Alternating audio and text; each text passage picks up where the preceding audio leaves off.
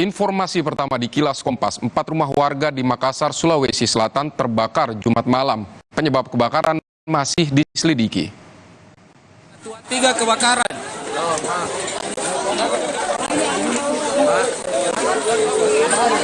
Kobaran api dengan cepat menghanguskan 4 rumah semi permanen di kawasan padat penduduk di Jalan Kakatua 3, Makassar, Sulawesi Selatan.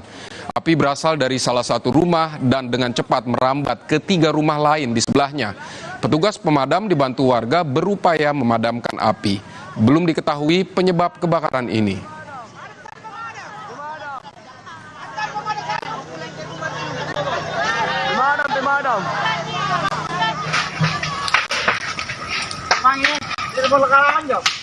Kebakaran juga melanda sebuah gudang yang dijadikan tempat penyimpanan barang bekas di Kecamatan Somba Opu, Kabupaten Goa, Sulawesi Selatan, Jumat malam.